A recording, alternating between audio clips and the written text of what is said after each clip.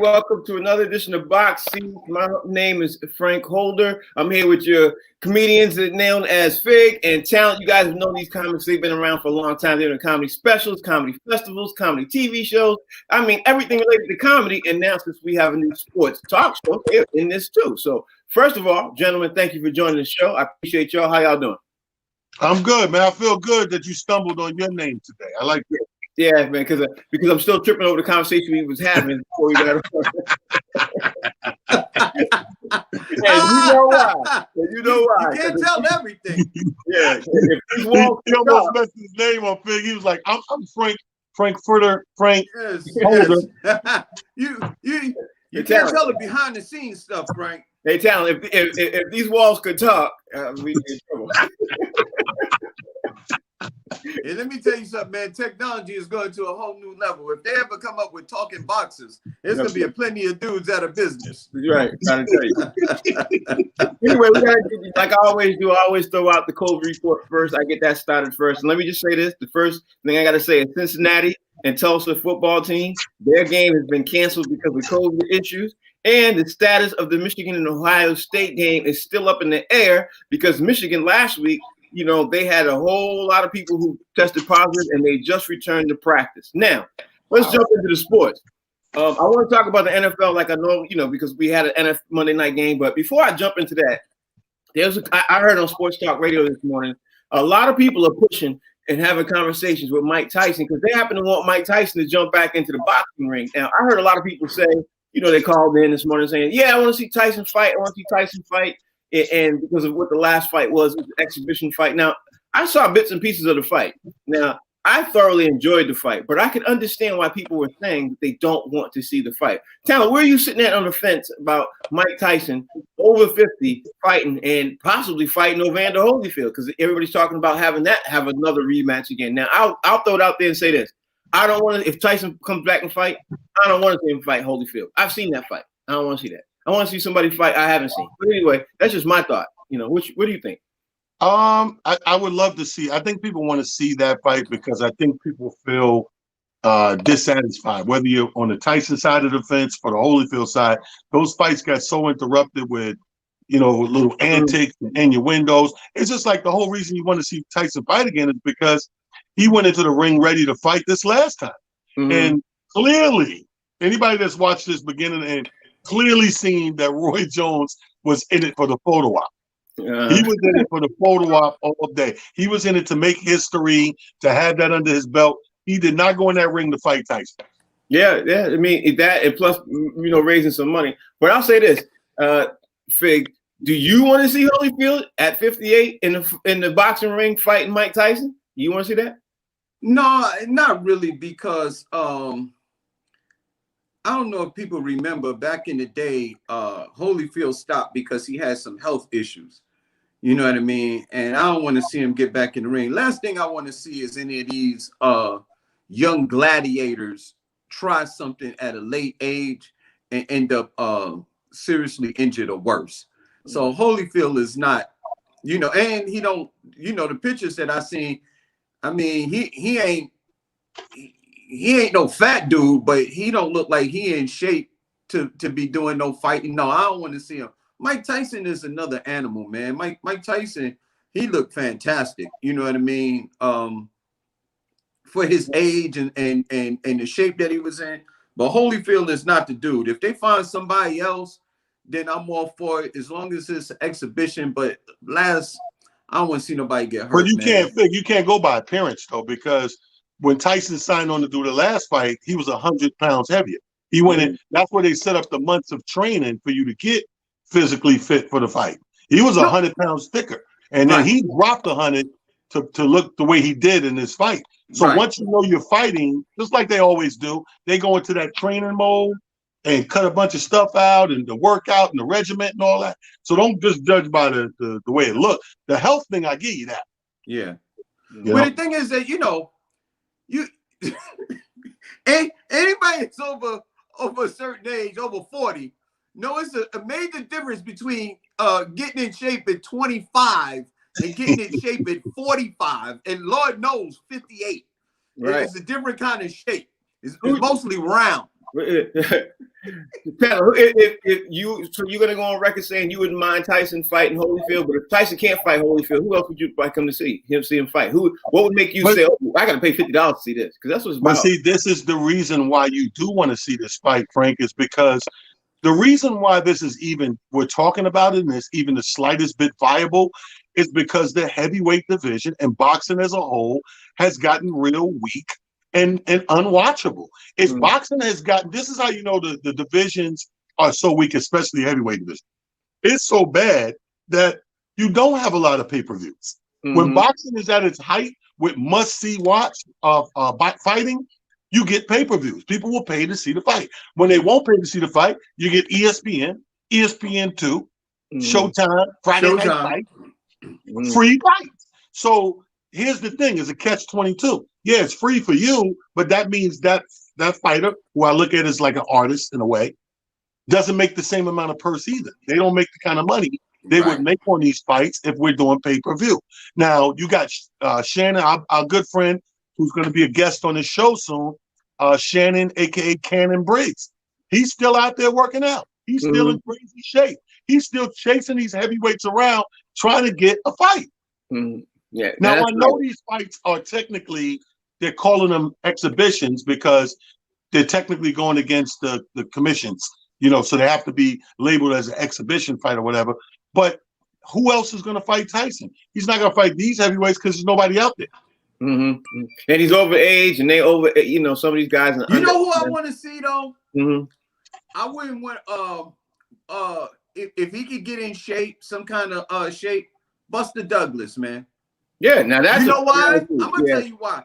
Because we never got an opportunity to see Tyson go back in there again after that first one. We saw that first one. And you want to see that now? Yeah, I wouldn't mind. If I had to pick somebody, I wouldn't mind seeing Tyson go back in there and take his pound of flesh on Buster Douglas. No, it's not. No, it's not. Why not? You know what that is? That's you, Tyson fan, grudge holding MFers.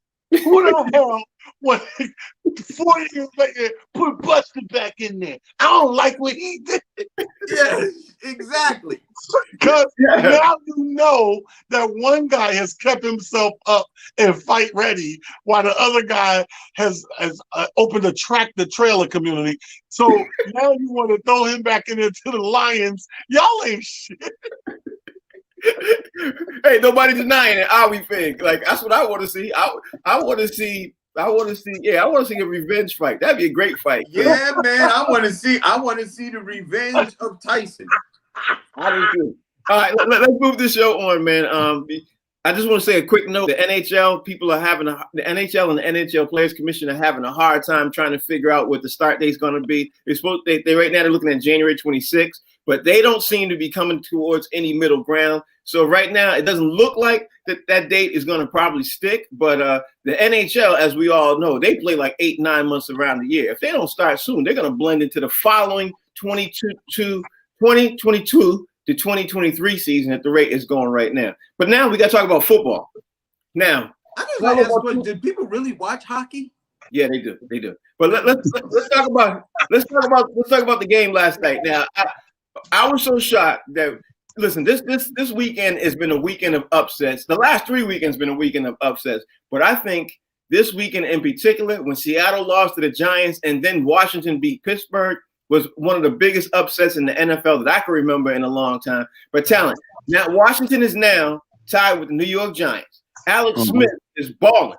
Comeback player of the year or what? Because, last year this time, his leg was horrible, or was it maybe 18 months ago? After that horrific injury, he ended up having, surgery. He had surgery several times. He had a steady leg. He came back, and he wasn't even supposed to even play. Actually, he was the third string quarterback. A couple of injuries, a couple of COVID things. This man now is balling like he was almost out when he was at Kansas City. So, were you surprised that Washington beat Pittsburgh last night and the outcome? And don't tell me you picked them because I'll fall forward. I did. You know what? I was talking to 2 Pittsburgh fans up in Rochester this weekend. I mean, diehards, and all they kept talking about was, hope we don't lose to Buffalo. Like, And that was the sign. No, And Pittsburgh played Washington. no, I know, but listen what I'm telling you. All they were talking about, hope we don't lose to Buffalo. Understand what that means? You're looking past the next game. Yeah.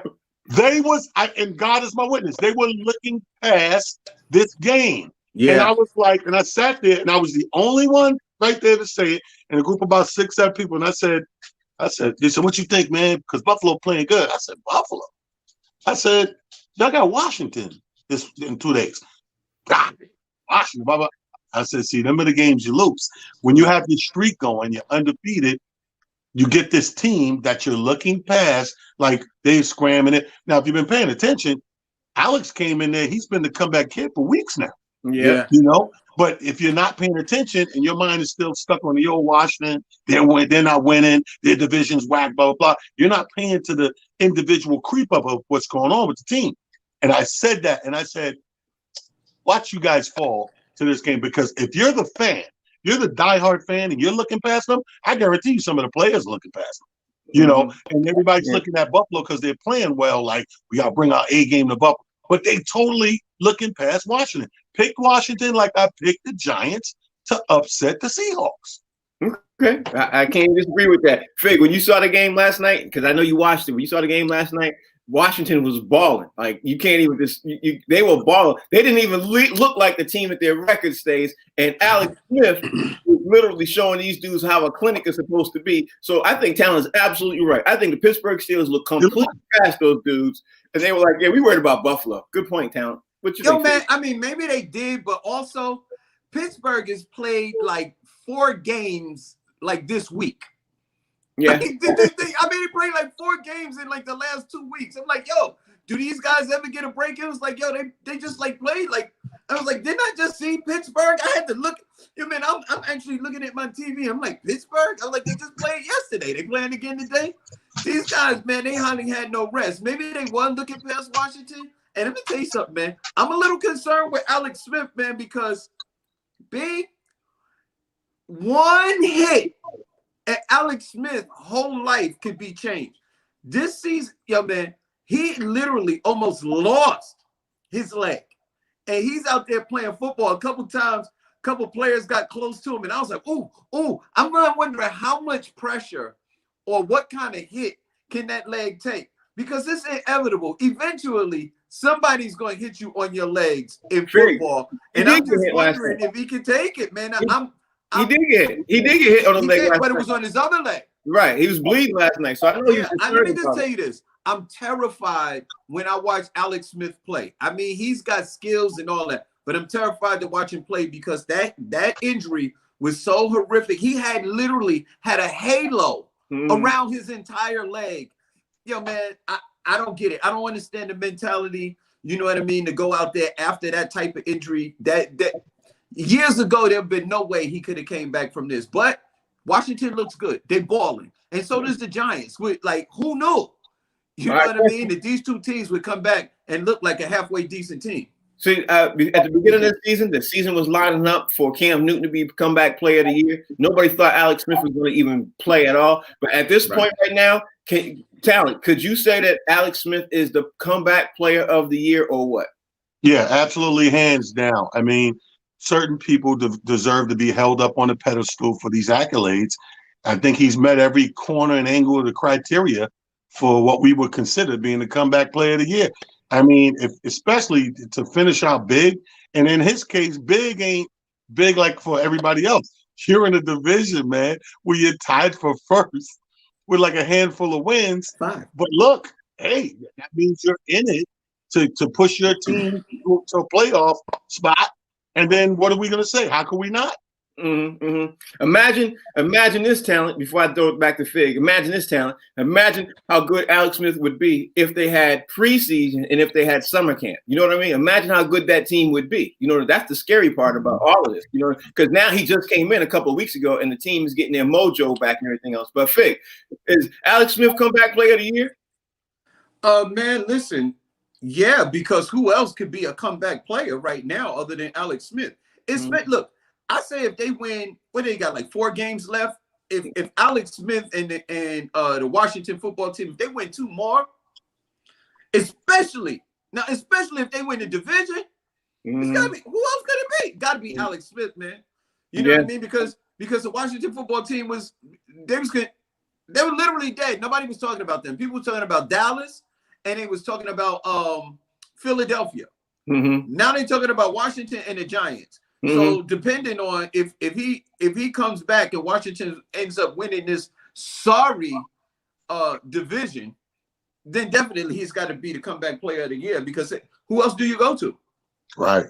Talent. Is Pittsburgh now showing that they have chinks in their armor? Is Pittsburgh look actually defeatable? And I'll throw it to you and say this, man. Pittsburgh literally had no running game. Like it showed really bad last night. So is Pittsburgh? I guess the thing is, when I saw it, before I even asked you the question, I was like, you know what? I could figure out, and I'm sitting in my couch, like I could figure out how to beat Pittsburgh. I don't think they're going to get too far in the playoffs, even though right now they're the number one seed in the playoffs. But you know, that's my thought. So what's your thought when you look at Pittsburgh and you see how they got beat last night? They showed I've been waiting for this for so long, bro. I've been waiting every week from about 6 games in. Like, I know Pittsburgh, man. They not as good, no matter how good they may look. They're not really that good. They got good coaching. They got some parts, but they're very beatable. But they kept getting lucky, whether it was a field goal, whether it was the defense getting that last-minute turnover. It wasn't like they was coming in there monstering these games. I mean, they had 2 monster games, but really they was getting lucky in that fourth quarter, other than those 2 blowouts. So I was just waiting for it. And then here it go. All it took was, because sometimes it's not your physical, it's your mental. All it took was for everybody to look past this thing. And if everybody shows up and look, what do we always say in sports, first of all? You always play down to your level of competition. That's 1. 2, if you add to that sprinkle little ingredient in there of looking past the team, like in your mind, you're already going to beat them. You gave them every leverage piece they needed. You know, the funny thing is, Fig, is I think Mike Tomlin had a lot to do with their loss. And this is the reason why. He talked down to them last week when they won. You know what I mean? He was destroying them when they won. And last night when they lost, you know, he was complimentary. He's like, my team helped and everything. But I think, you know, Pittsburgh is that type of team. They're really mental. Those players are really a mental type of team where they go on what goes on in their thought process to win the game. Now, I'll say this to you, Fig. Do you think Pittsburgh showed a chink in their armor? Do you think Pittsburgh is very defeatable? And when you saw that game last night, were you saying to yourself, I don't think Pittsburgh is going to go far in the playoffs at all? What was your thoughts? You know, we were really betting against Pittsburgh all year, and they just kept defying the odds. But here's the thing where I really can't look at last night's game and really wrap everything around last night, because, again, I think they played like 3 games in the last 14 days, 13 days or something like that, the way the schedule rounded out, and because of some COVID issues. So they played a lot more, and I don't know whether they were tired. I don't know whether they looked past this team, or third, I don't know the fact that their top running back is out of the game. Like he's injured. I don't know if that was it. So I think it may be a combination of all 3, them playing a lot. Maybe they did look past Washington, and the fact that their running back is out, that's why they didn't really have a running game.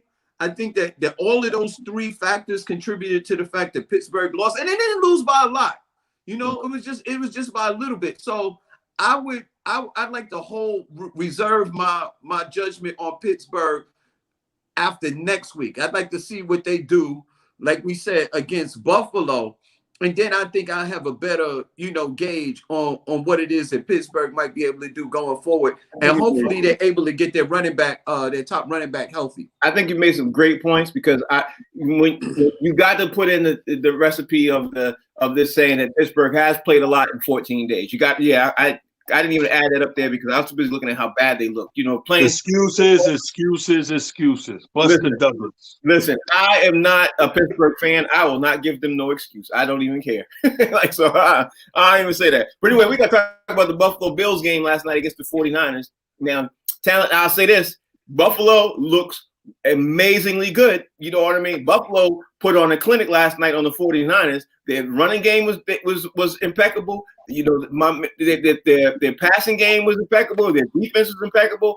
I think, and I'm gonna go out there and say this early on. I think Buffalo's gonna surprise some people coming down the stretch and in the playoffs. I think Buffalo, and I think they're putting together some pieces, especially with Stephon Diggs as wide receiver. I think they put together some pieces to make a run at things in the next, if not this year, at least the next two. What's your thought process when you saw Buffalo's win last night against the 49ers? Which is I'm one of those guys that's far from surprised, Frank.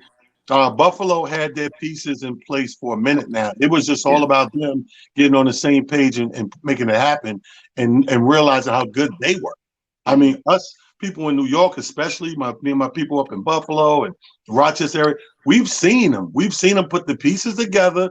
We've seen spurts of magic, but a team, I don't care who you give them, the team has to believe. Mm-hmm. They're finally at what I call their belief moment. You know what I mean? They're finally at that moment where I think they believe now. And we're seeing that clickish now. We're seeing them move as a clique, as a unit that believes that we can beat people. And they're coming into games like that because they've had the talent together for a minute now. Mm-hmm. Yeah, that's very, very true. And like my man Amir said, on any given Sunday, any given Sunday, baby. Yeah, hold on a second, Frank. But Fig, why are you sitting so higher than us? I don't know, man. It must be the angle of my camera, man. There you go. Don't be disrespectful. I gotta pick it up, man. Don't worry. I'm gonna get a new platform for my camera. Get a couple of books, you'll be all right. Get a couple of books. Fig, same question to you, man. Was you blown away with how Buffalo's put together the game and how they actually, man, they demolished 49ers. The game wasn't even as close as the score said. No, it wasn't, and it just put it back to one of those old sayings. They are who we thought they were. No, man, That's listen. True. I'll tell you this. San Francisco's been decimated by injuries too. Mm-hmm. You know what I mean? So they're not the team that people think they are. They don't have their starting quarterback. They have a reserve quarterback in there. They're missing a couple of pieces, or I think on both sides of the ball. So they've been decimated by injuries. But Buffalo looks really good. My only problem with Buffalo is did the witch doctor take the spell off the Buffalo Bills football team? Because we know the history of the Buffalo football team. They went to the Super Bowl 4 years in a row and lost all four. So to me, that's like some hoodoo. Somebody put a hoodoo on the Buffalo Bills. And I want to know if that Buffalo Bill hoodoo is off. But they look really good, man. And they play smash mouth football. And I'm from the old school. I like a team that can run on you too. And they have the ability to run.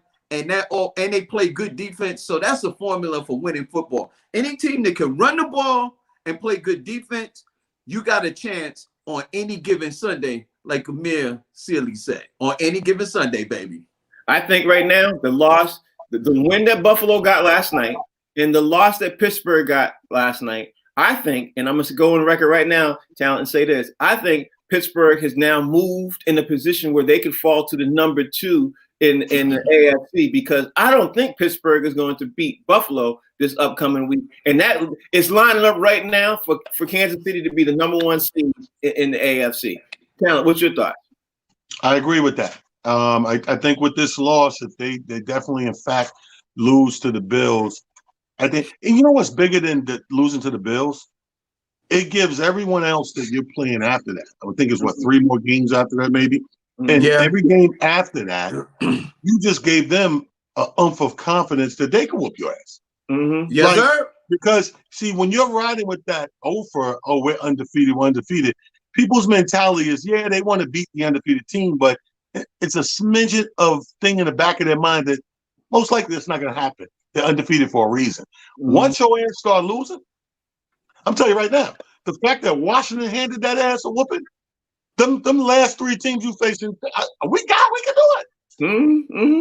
Now tack on the Buffalo loss. If that happens, bro, it might be a domino effect going this way. Yeah, it could be. But right now, I'll say this to you, Fig. Right now, Pittsburgh is not looking like they, is formidable. And like I said, the talent, it literally clears the way for Kansas City to be the top seed in the AFC. And I don't think nobody wants Kansas City to be the top seed in the AFC. What you think, Fig? No, man, because I think this year is the year where only the top team gets a bye. Yep, it is. So if Kansas City gets a bye, that means they get a week's rest while everybody else is playing. Lord knows that's not what you don't want to see a rested Kansas City team, because they already got a bunch of thoroughbreds over there, and a quarterback who's just out of this world. But yeah, man, it could be a domino effect, because just like winning is contagious, so is losing. You know, and the fact that you lost to a team where nobody thought was very good is also something. You know what I mean? So if Pittsburgh goes into Buffalo, I'm not sure where they're playing, but if they go into Buffalo and they lay an egg, it could be a domino effect, man, where they start that that snowball down the hill type roll, man, where they just start losing. And as you get towards the end of the season, teams get better and better. It gets, the good teams get better, and everybody starts gearing up to make the playoffs. So this last, I think 4 weeks we got left in this NFL season, these gonna be some real contentious games, man, with a lot of stuff out there, a lot of hard hitting and a lot of high energy. This is what football is all about when it gets cold. And football, and if Pittsburgh don't have no running game, they're in trouble. Like, they're gonna be in serious trouble, because around this time of the year is when you got to have your running game got to be on point, which is the reason why I think Tennessee's gonna do a little bit better, and of course Kansas City's gonna do better. Just the teams that run the ball in this weather, as the weather changes, are going to do better than the teams that throw the ball, because why? It's the weather. We all know it's the weather. That's how it goes. But anyway, I didn't talk about the Miami Cincinnati game yesterday. I didn't talk about that because we didn't have enough time. But I wanted to just throw it out there to you, Talent. Miami, they beat Cincinnati. It was dazzling in the game. Brian Flores ended up getting into a situation with certain players and stuff after a hit.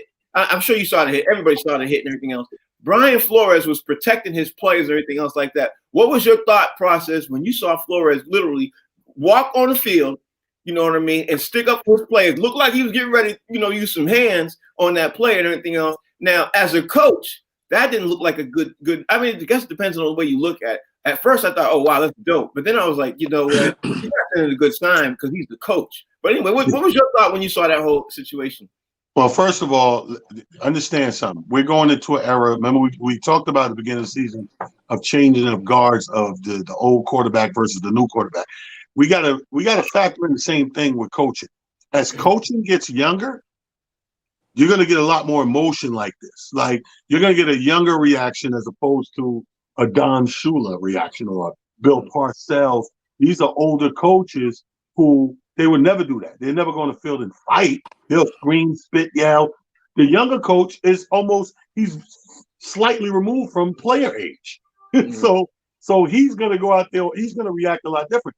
I wasn't mad at it. I mean, of course, consequences come with whatever those actions are. But I understand that this is going to be the new league going forward. We're going to see things that we haven't seen before and go, well, as a coach, why would you do that? Because I'm younger, my energy is different, my reactionary stuff is different, and that's just what it is. You want your players to go to bat for each other and stick up for each other. You're going to lead that by example. Okay, now what we're talking about, in case you missed it, what we're talking about is Mike Thomas ran up on and hit Jakeem Grant as he was sitting ready to get a punt. The punt never came to him, and Jakeem Grant hit him square in the chest before he caught the ball.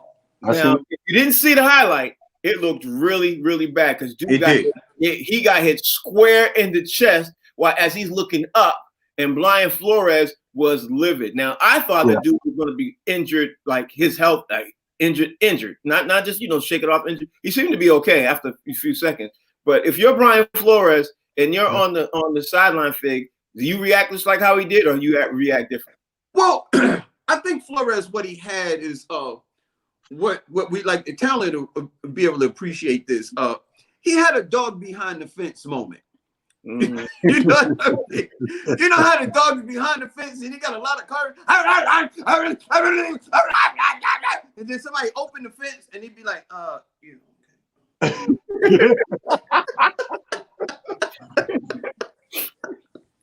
he go sit back on the porch. I think that's what happened. The emotion that the Brian Flores, he ran out there and realized he was out there with guys who were younger, bigger, stronger, and they had on helmets and pads. Mm-hmm. I mean, let me just say this for future reference. Coaches, your fight and argument is pretty much with the referees on the sideline. That's it. You don't go past that. That's your fence. You understand what I'm saying? You argue with the referees and other coaches on your sideline. As soon as you cross that line and you go into the field, that's when somebody opens up the fence and all of the big dogs is out there waiting for you to come out there and do something stupid. So I don't suggest that coaches run out onto the field and do that kind of stuff. But that was a crazy hit. I think he just got the wind knocked out of him.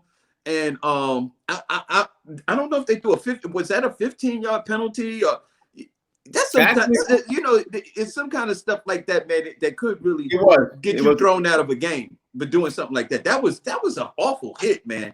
It's almost like, what is the difference between that and a defenseless receiver? I can't disagree with you anymore. I thought it was horrible. I thought the dude could have literally been injured for life. It was just all of that and then some. Breaking news just happened just now. Michigan and Ohio State, that was still up in the air when we came on just now. Word just dropped on ESPN that the game was officially canceled because of COVID. So let me throw that out there. But let me ask you this. Tua did pretty well, Town. He has to continue on with Miami. Tua did pretty well, and I think all that stuff that Brian Flores did, it could have galvanized the team to get ready to get Miami to start rolling in the right direction too. So if you are looking at it from that side of you, do you think that does galvanize the team? Do you think that it makes the team? I don't know. You know what I mean? Like whatever the coach does helps a lot in moving your team forward. You know what I mean? Or makes your team go the opposite direction. So what you think? Well, no, I think it galvanizes. I think that, again, man, you want the people up at a higher level than you, in this case, the coach, you want to know that they're ready to go all out, got your back all the way. Mm-hmm. It's one thing to say it, and then these things happen and force their actions in their hands a certain way. And the player looks through the sideline and he's like, yo, that's what's up. My coach, he cares about us as not just commodities, as human beings. Right. A defenseless player just got smacked, just got murked. And how does my coach react? Does he sit on the side and just call the paramedic through the little handset, or does he react in emotion?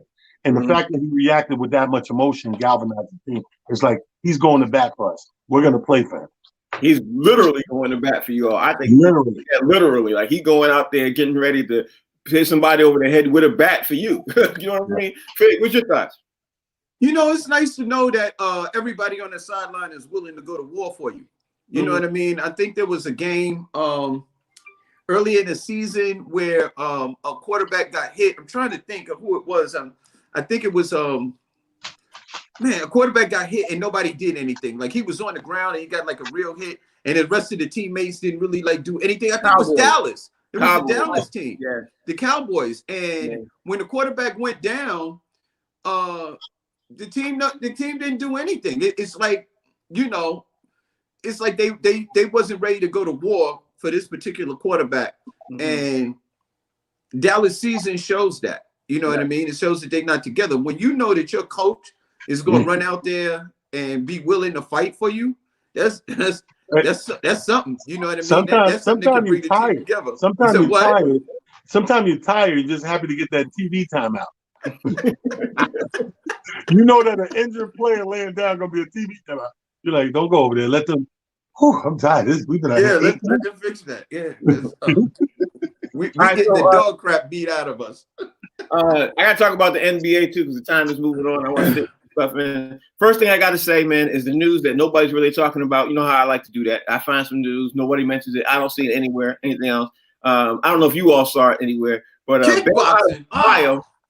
Bam Adebayo bought his mom's a house after they grew up. He grew up living in a trailer, and he bought his mom a house. I thought that was amazing. I like to hear stories like that. You know what I mean? So I just wanted to mention that real fast, because people like that doing things for their parents and people like that doing things in the community, whatever they're doing, we need to hear more of that. That's too easy, though, man. Come on, man. Get creative.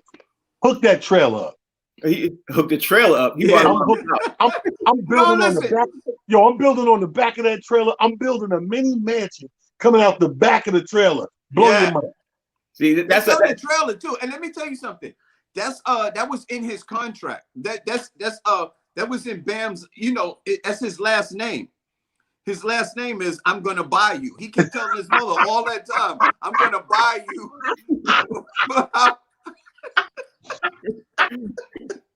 I'm gonna buy you what?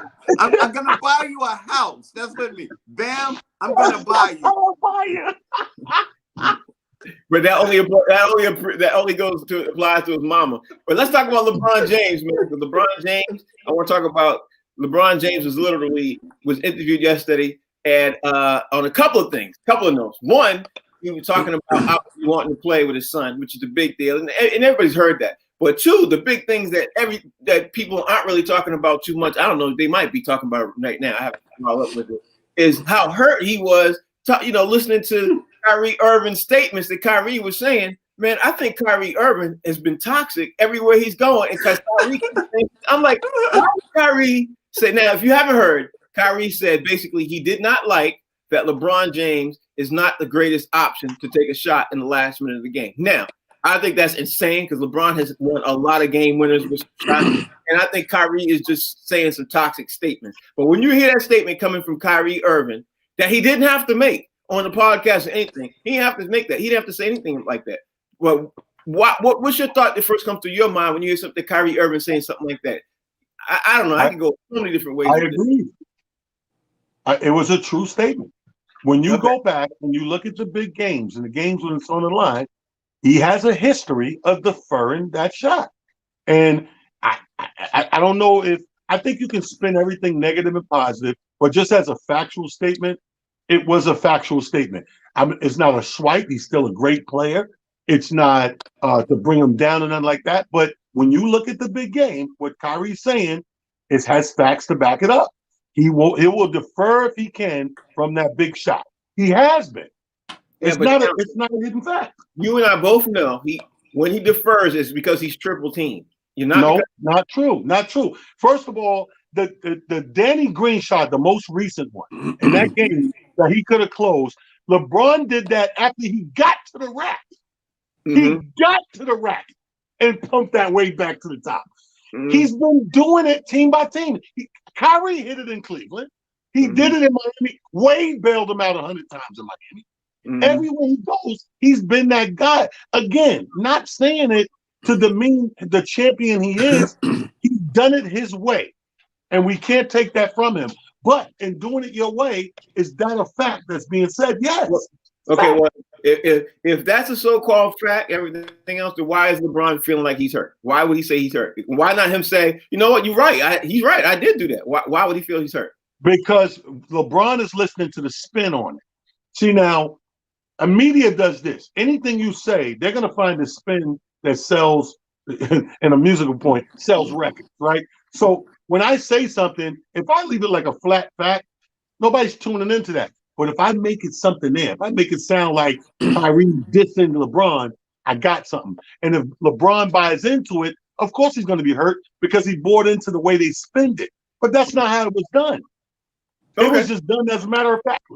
He didn't do it like, let me take a swipe at LeBron. But all you need is the soundbite. We look at it in politics every day. I take a soundbite, I spin that bit, and I sell records. Okay. Now, for the record, I'm going to say I disagree. My man Rodney Perry ain't even here to hold that down. Fig, I'm going to throw it out to you. LeBron has taken a lot of games, last-minute game shots, and hit a lot of them. He missed some, but he's taken more last-minute game shots than he's passed the ball. I think the majority of the passes he's passed. Now, Fig, maybe you agree or disagree, but the majority of times he's passed the ball is because he was triple-teamed, double-teamed, everything else. Yes, he has passed some game-winning shots to some other people. I'm not saying he never did it, but the majority of the shot he has taken. I don't know. I think what people are talking about is on the biggest stage. Yes. As far as I'm concerned, when regular season, you know what I mean? You in your 51st game of an 82-game season, or you in the second game of the playoffs, and you got a 7-game series or something like that. Yeah, LeBron is taking some of them shots. But when the game is on the line, game 7. He will defer. Was it a shot? I don't know. Was it a shot at LeBron James or what? Now you can look at that two ways. Was he giving Kevin Durant credit, or was he taking a shot at LeBron James? Because if you talk about it, if you put those two guys, and you say, who do you want taking your 3-point shot with 2 seconds on the clock?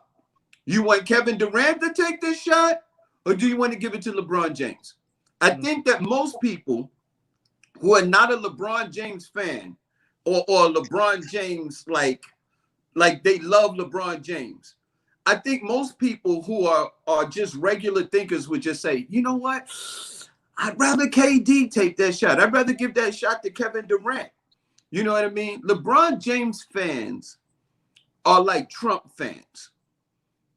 Whoa, you know what I mean? Point. They're Stark supporters, and there's nothing that you can say bad about Trump, and there's nothing you can say bad about LeBron James. You can't say nothing that even seems like it's negative, because people are just going to come out and say, oh, you a hater, even though you just may be saying, you know, I just see it a little differently. Like, I love LeBron James, not like, you know, his greatest fans, but I just see it differently. I think that was I think that was giving KD a lot of credit. And we know that Kyrie Irving, we know that we trust him to take the last shot. I mean, he's done it so many times. He did it for LeBron. And in KD's defense, didn't KD not only do it, he did it in the face of LeBron. A 3-pointer in his house. Face. In his house. Okay, let me add. It's not that I'm a LeBron James fan. It's not that I'm a LeBron James hater. I'm neither one. I'm a Celtics fan, so I do that. So I will say even worse. Yeah, I will say this. Then I want to move on. I will say this. I think you can make a case for either side. You know what I mean? I think you can make a case for either side. LeBron is a proven athlete and everything else, but I want to move on because the time is moving. And because some of the other news dropped out, and I want to squeeze this in for the show leaves. James Harden has made it official that he wants to get traded, and he doesn't mind getting traded to the 76ers. He said he's gone to management and said, hey, you could trade me to the 76ers, or you could trade me to any other team right now that is at least a contender. And he put that up there. Now, I don't like, Fig and I were talking before the show came on.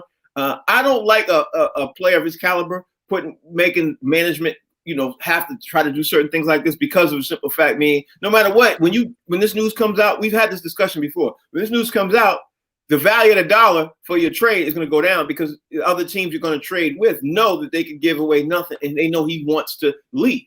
You know what I mean? They know he wants to leave. So I'm going to say this. Talent, do you think that what James Harden is doing right now with management is the right thing to do for him? Not for the team, for him. You think it's the right thing? Because he wants to leave. He wants to get traded. Yeah. For him, he must leave. But unfortunately, a move for him is for the team, because they've gave him more than ample time, money, and energy to see if he's that guy to do it for Houston. Mm-hmm. And it's almost always ended the exact same way. Mm-hmm. So what is the definition of insanity? Is the repetition of doing the same thing, expecting different results. Mm-hmm. So it's time for Houston to find a different way to do it. So with making what's right for him is going to make what's right for Houston. Now, for him as an individual, depending on where he ends up or where he lands, could be the best thing for him. Mm-hmm. We're talking about James Harden. He's sitting right at the pinnacle prime time of his career. He's not on this end of the sled. He's not going up. He's at the peak. And whoever gets him right now is getting him at peak level. So you got a couple more years, dump him in with a different ensemble and supporting cast, or part of the supporting cast of somebody else's dream as well. But I think it's best for him, and it's in turn be best for the team. Same question, Fig. Yeah, man. I think that right now it's a two-edged sword. On the one hand, it's bad for the Houston Rockets, and then on the other hand, it's also bad for James Harden. James Harden is like Talon said, he's in his prime right now, and he wants to win. And it seems like, to me, it seems like Houston is in rebuilding mode, and I don't think that James Harden should have to sit through that, You know what I mean? The rebuilding in Houston. I mean, he's been there. He gave them a lot of years. I know he has a big contract, but he shouldn't have to waste his prime in rebuilding years. And then when you think about the management, it seems like they don't know what they're doing. They got rid of their center. Then they brought in Chris Paul. They got rid of Chris Paul. They brought in Russell Westbrook. Now they just traded Westbrook. You know, it seems like they don't know what they're doing. I mean, Houston is getting to the point where they're bordering on some dysfunctional type organizations. I mean, you don't want to be that team. You know what I mean? It seems like you don't know what you're doing. Philadelphia seemed like they was on that, on that track, like they didn't know what they was doing. They had the whole trust the process. New York, you know what I mean, making bad moves. And now Philly is doing the same thing. I think, look, get this guy out of there, but I would trade him to the team that's going to give me the best value for him. I'm not trading him necessarily to Brooklyn or Philadelphia. I'm trading him to the team that's going to give me the best value for James Harden, because it's still my team and you're still under contract. I can't send you to the place you want to go unless they're going to give me equal value. Now check this out.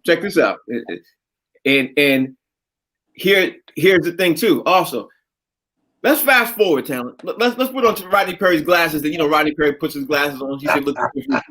Let's do that. And I'm saying this for a reason. Let's put our glasses on and look in the future right now. Let's say James Harden gets traded to a team he wants to get traded to. Let's say it doesn't work out. What is going to make James Harden not do this again for another team? And do you want, as the other team, are you looking down that far road? Because I'll say this for you. If I'm the Sixers, right? Let's say James Harden comes down to the Sixers. Let's say he lands on the Sixers and everything else, pieces, you mix and match pieces and everything else. You gave up somebody, who's good. You know what I mean? You get James Harden on your team. Things don't work out. You still don't win an NBA championship. He still has a couple of years left on his contract, and he start acting out again.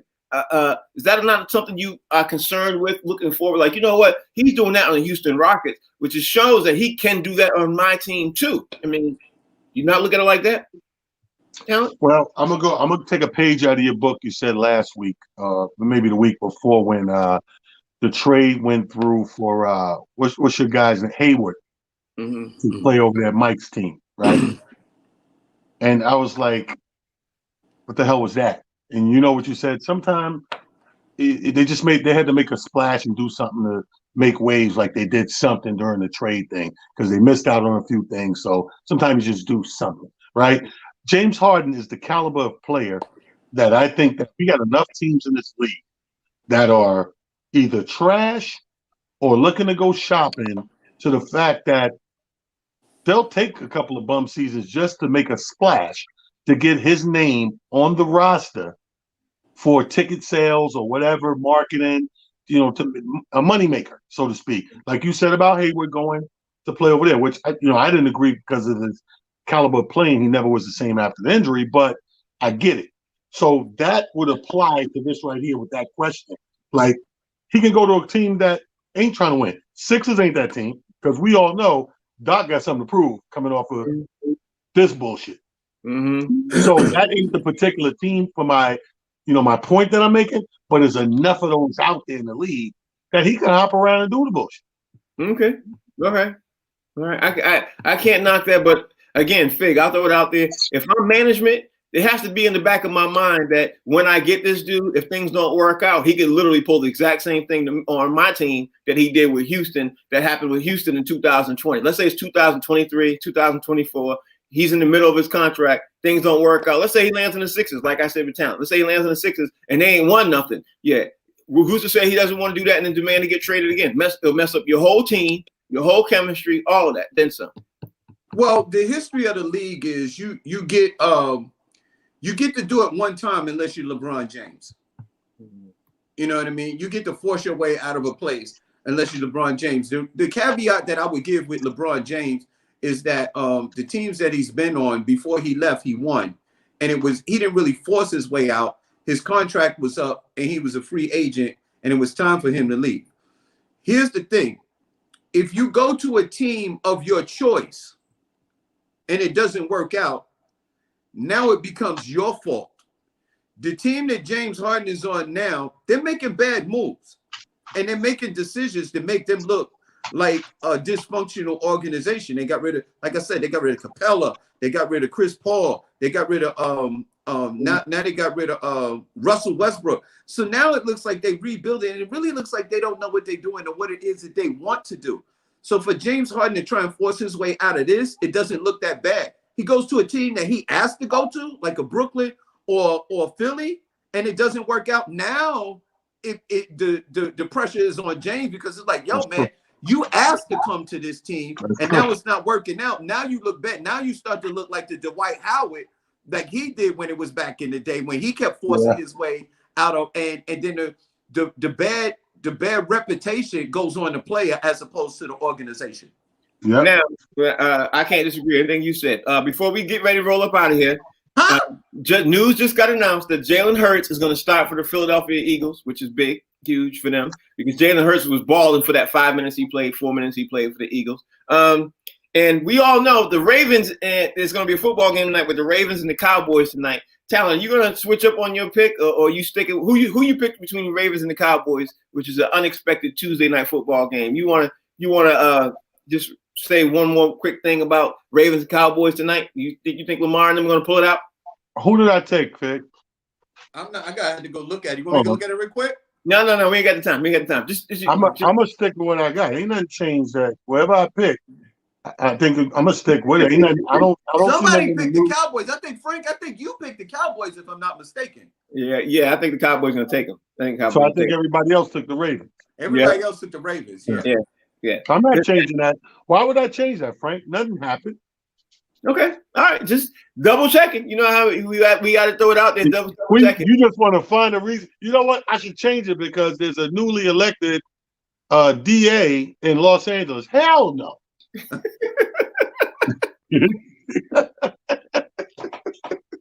Ain't got nothing to do.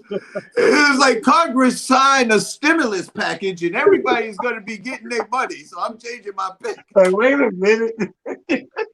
I got to throw it out there to give you all fellas out there a last minute chance. The only way I'm changing this pick, if you got one of those Pelican briefs or just in, they changed all the Dallas Cowboy cheerleaders to Puerto Rican. Then. And yeah, there you go. If they change Puerto Rican, the attention of the players. You'd be like Stacks. You be trying to pick the team after the game is played. The winning side too. Okay, y'all, we gotta get rolled up out of here. Tell everybody out there how they can follow you. Hey, everybody, follow me, man. If you're on Twitter, you can catch me at It's Just Comedy. If you're on the Instagram, that is, I'm Talent the Comedian. And on Facebook, King Talent Harris. Follow your boy. Got a lot going on, show after show on a daily basis. And you can catch me here 1 to 2, box seats every day with my good friend, Frank Holden, comedian, Fig. Fig, everybody out there, they can follow you. You can follow your boy, Comedian Fig, on all social media platforms at Comedian Fig. And from 1 to 2, you can find your boy sipping at this beautiful cup on the box seats Monday through Friday with my man T. Actually, I like that cup. I like that cup. I can't even knock that. Listen, tomorrow we have to finish the conversation with LeBron James and Kyrie Irving and LeBron James and of course a couple other things, especially being able to play with his son. I wanted to jump into that a little bit more because if that happens, that will be the first time in NBA history. And of course, LeBron James has even gone ahead and said that, you know what, before I leave out of here, I would love to hit the court with my son. We have got to talk about that. That would be dope.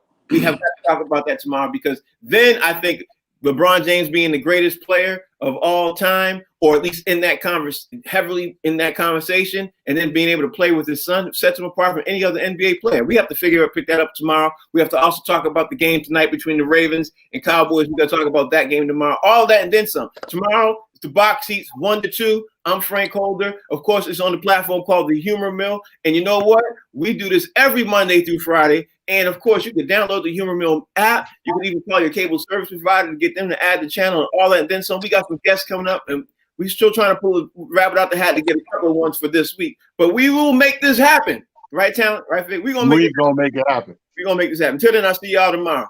Same bad time. Same bad channel.